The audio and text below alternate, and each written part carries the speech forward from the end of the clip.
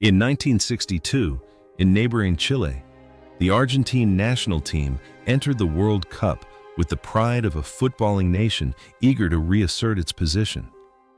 With a generation of players who were both elegant and tenacious, they brought a fiery attacking style of play, a tango-style football, where individual technique was revered and fighting spirit burned brightly in their veins. Although their journey didn't end with a gold trophy, what they left behind has become an unforgettable part of the memories of fans in the land of blue and white stripes. But behind those brief moments of glory on the pitch lie very individual destinies. More than 60 years have passed, and time has etched different marks on their lives. Let's revisit the tumultuous lives of 14 of the most iconic figures, those who formed the soul of that Argentine generation.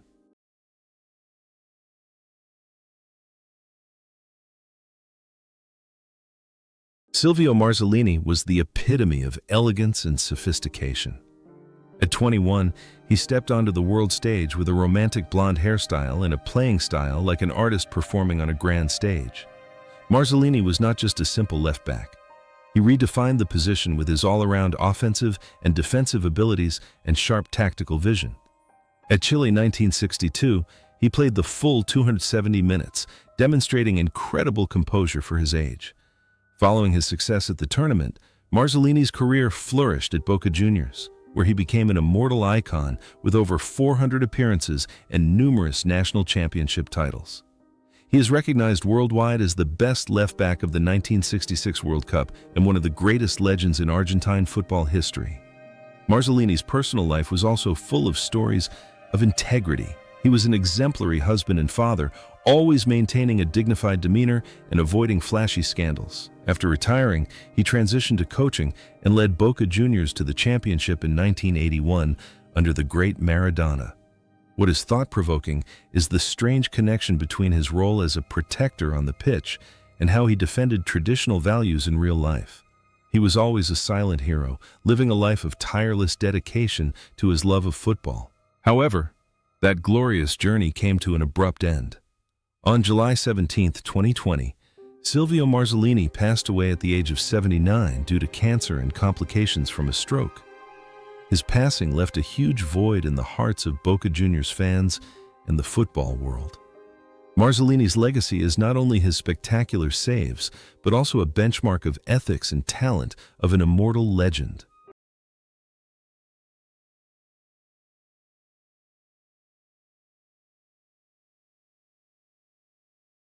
Federico Sacchi, at the 1962 tournament, embodied intelligent defensive play. At 25, he didn't need brute strength to overwhelm opponents. Instead, he relied on subtle passes to break down pressure and masterful situational awareness. In the eyes of fans, Sacchi played football as if he were writing poetry on the grass. After his brilliant performances in Chile, his career continued to flourish at Racing Club and then Boca Juniors. Sacchi was a rare player respected by both sides for his noble style of play. Off the field, he was an introverted man, a worshiper of beautiful football, and always believed that sport must go hand in hand with education. After retiring, he dedicated much of his time to youth development in his hometown of Rosario, where he was considered a mentor to mentors. He lived a quiet life, finding happiness in the joy of his students, and always balancing past glory with a simple present. The image of a graceful artist on the pitch seems to have strangely become ingrained in his life, transforming him into a symbol of elegance in football. However, that poetic journey came to an end. On June 18, 2023, Federico Sacchi passed away at the age of 86 in Rosario. His death deprived Argentine football of one of its most brilliant tactical minds. His legacy is not about trophies, but about a philosophy of humane and beautiful football.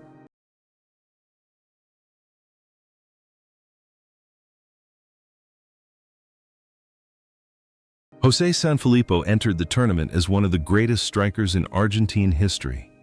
At 27, he was a true killer in the penalty area with a fearsome goal-scoring instinct. It was Sanfilippo who scored the crucial goal against England in that tournament. With his quick reflexes and versatile finishing ability, he left an indelible mark on the hearts of fans. After the World Cup, his career was a journey of conquest, filled with goals at San Lorenzo, Boca Juniors, and even teams in Brazil. Sanfilippo was known for his straightforwardness, sometimes controversial for his sharp professional remarks, but no one could deny his talent. His personal life was intertwined with business ventures and later, as a sharp football commentator on television. He always knew how to keep the flame of passion burning, even after leaving the pitch.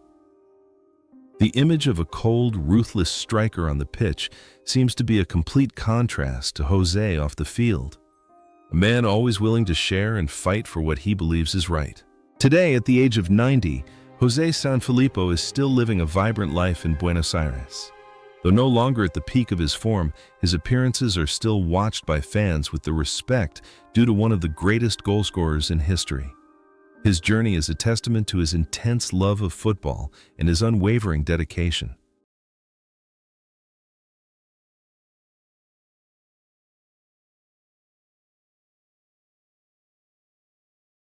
Héctor Facundo, in the Argentina squad that year, was a tenacious and courageous winger. At the age of 24, he made history by scoring the only goal that helped Argentina defeat Bulgaria in their opening match in Chile. With his fiery fighting spirit and skillful dribbling, Facundo left a lasting impression as a silent hero. His career was closely associated with San Lorenzo and Huracan, where he was always a crucial pillar thanks to his teamwork and dedication. After the 1962 tournament, Facundo continued his career steadily, but without much fanfare. Off the field, he was a private person, living a quiet life and always putting his family first. He was a devout man and frequently participated in charitable activities at his local parish. The image of a warrior ready to sacrifice on the field seemed to have become ingrained in his life, transforming him into a loyal guardian of his family and moral values. However, that quiet and meaningful journey came to an end. On November 13, 2009, Héctor Facundo passed away at the age of 72. His passing left an immeasurable sense of loss in the San Lorenzo community. The legacy he left behind was not only his historic goal, but also a thought-provoking life story about humility. At 29, Antonio Roma was Argentina's most reliable goalkeeper. With his spectacular saves and lightning-fast reflexes, he earned the powerful nickname Tarzan from the fans. Roma played with intense focus and an iron will, providing a strong morale boost for the team during the most difficult moments. After the tournament, his career at Boca Juniors became legendary. He was the #1 goalkeeper for a decade and won numerous national championships. Off the field, Antonio Roma was a strong, decisive man, yet very warm to his fans. He actively participated in social activities and was a great inspiration to future generations of goalkeepers through intensive training courses. The image of a resilient goalkeeper seemed to permeate his life, making him a solid pillar of his family and community. However, that courageous journey came to an end. On January 17, 2013, Antonio Roma passed away at the age of 80 due to respiratory problems. His death left a huge void in the hearts of those who loved the blue and yellow colors of Boca Juniors. The legacy of Tarzan will live on in stories about the greatest goalkeepers.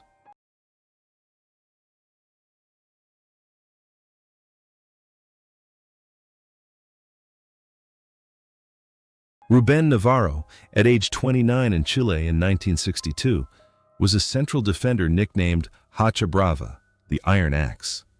He was known for his powerful, fearless playing style and his willingness to use his body to block opponents.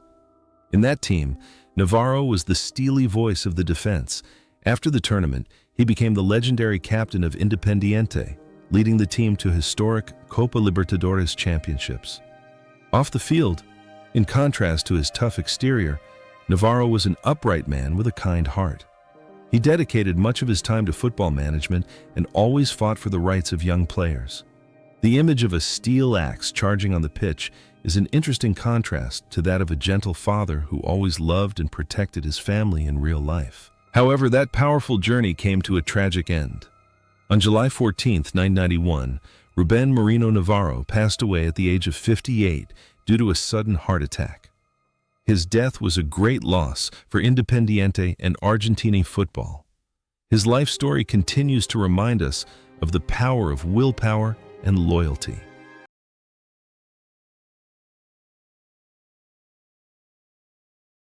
At 27, Vladislav Kapp was a versatile midfielder with an incredibly intelligent and all-around style of play. Though of Polish descent, his heart belonged entirely to Argentina, and he was a superb link between the lines of the Argentine team at the 1962 World Cup in Chile. After the tournament, his playing career continued brilliantly at River Plate, and he later transitioned to coaching. Kapp possessed a tactical mind ahead of his time, leading the Argentine national team to the 1974 World Cup. Off the field, he was a disciplined and scientific worker, yet always maintained a close relationship with his players. He lived a vibrant and passionate life, traveling through many different clubs. The image of a conductor controlling the game on the pitch seemed to have become ingrained in his life, transforming him into a brilliant strategist on the sidelines. However, that passionate journey came to a premature end. On September 14, 1982, Vladislav Kapp passed away at the age of 48 due to a serious illness while managing River Plate. His death at the peak of his career left behind immeasurable grief. The legacy he left behind is a modern football philosophy that remains valuable to this day.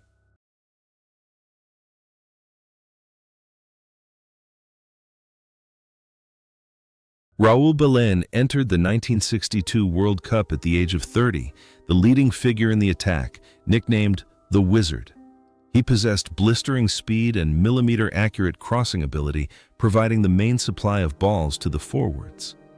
Belén's performance in Chile demonstrated the composure and experience of a star at the peak of his career. After the tournament, he continued to be an idol at Racing Club, where he was celebrated as one of the best wingers in the club's history. Off the field, Belén was a generous man, always willing to help his teammates, and enjoyed a happy, private family life. He didn't pursue fame, but chose a simple life after retirement, dedicating his time to personal hobbies and the local community. The image of a flamboyant football artist strangely transformed his life, turning him into a refined and respected gentleman in the eyes of everyone. However, that magical journey had to come to an end. On August 22, 2010, Raúl Belén passed away at the age of 79. His death took a part of Racing Club's soul. The legacy of the Wizard will forever live on in old films and in the hearts of those who love beautiful football.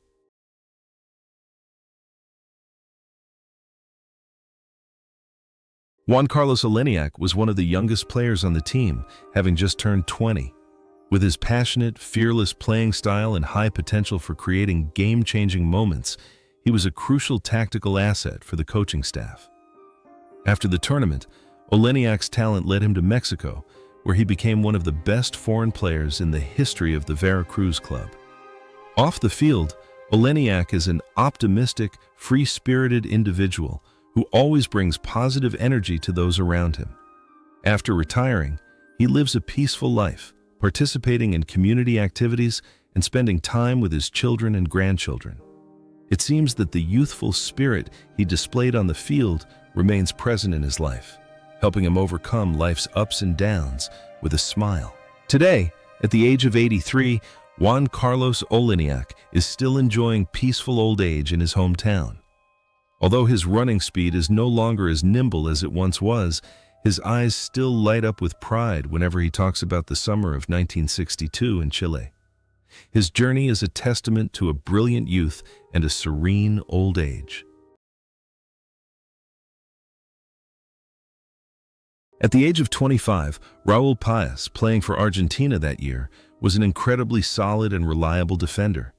He wasn't the type to show off, but rather a quiet hero who consistently excelled at shutting down opposing attacks.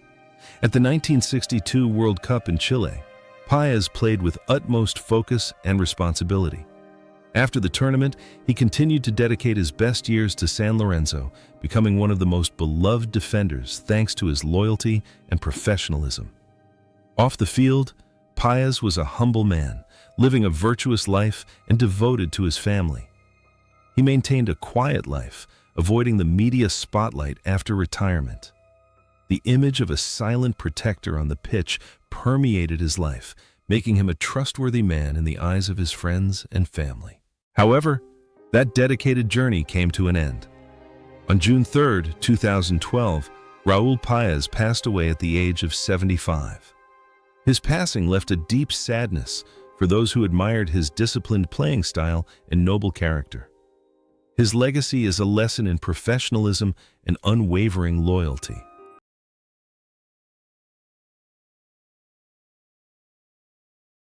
Marcelo Pagani, then only 20 years old, brought an incredible flair and speed to Argentina's attack. He played with spontaneity and creativity, turning every move on the Chilean pitch into a dance. After the tournament, Pagani's talent caught the eye of European clubs, leading him to the illustrious Inter Milan. Despite the challenges in his Italian career, he always maintained the elegance of South American football. Off the pitch, Pagani was knowledgeable about art and music, always finding beauty in every aspect of life. After retiring, he returned to his hometown of Rosario and lived a rich life, participating in cultural activities and teaching football to children. The image of a football artist strangely reflected in his life, a complete contrast to the turbulent fate of a player who played abroad at that time. Today, at the age of 84, Marcelo Pagani is still living an inspiring life in Rosario. He remains a seasoned mentor, frequently appearing at events to inspire the younger generation of players.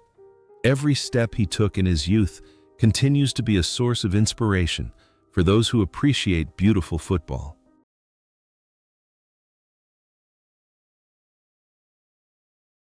At 24, Alberto Sainz was a versatile player, displaying immense stamina and ironclad discipline. At the 1962 World Cup, he filled gaps, defending the flanks with incredible tenacity. After the tournament, Sainz's career flourished at River Plate and later with Argentinos Juniors. He was known for never giving up, always fighting until the very last minute. Off the field, Sainz was a pragmatist.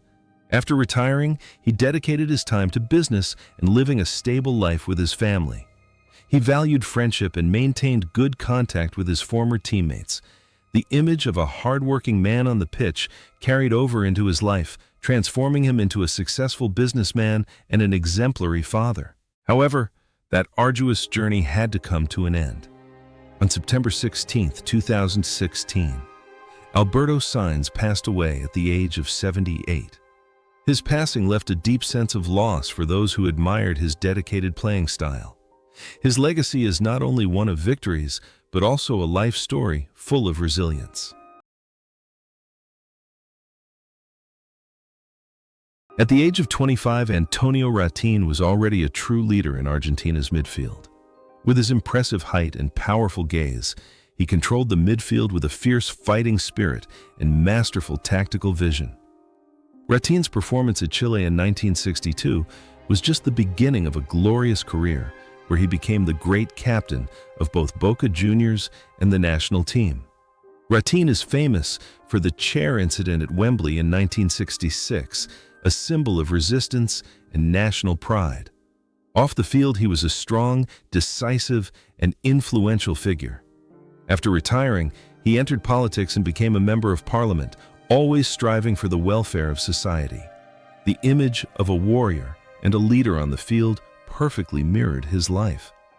He was always the one at the forefront in every situation. Today, at 88 years old, Antonio Ratin remains a great living legend of Argentine football. Although no longer directly involved in football activities, his passion and leadership qualities continue to be an endless source of inspiration for the younger generation.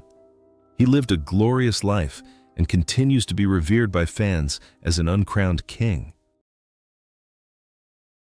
At 26, José Ramos Delgado embodied composure and reliability. Although he only played one match in Chile due to tactical considerations, his class was undeniable. After the tournament, Delgado's career took a brilliant turn when he moved to Brazil to play for Santos. There, he became a close teammate and captain of King of Football Pelé, winning numerous prestigious titles. Off the field, Delgado was a natural leader, capable of connecting people with sincerity and profound football knowledge. After retiring, he found success as a coach and commentator. The image of a silent hero, a pillar of support for big stars on the field, seems to have become ingrained in his life, making him a great personality respected by both football powerhouses, Argentina and Brazil. However, that glorious journey filled with friendship came to an end. On December 3, 2010, José Ramos Delgado passed away at the age of 75 due to Alzheimer's disease. His passing left a huge void in the hearts of Santos fans and South American football. His legacy is a thought-provoking life story of dedication and the stature of a true leader.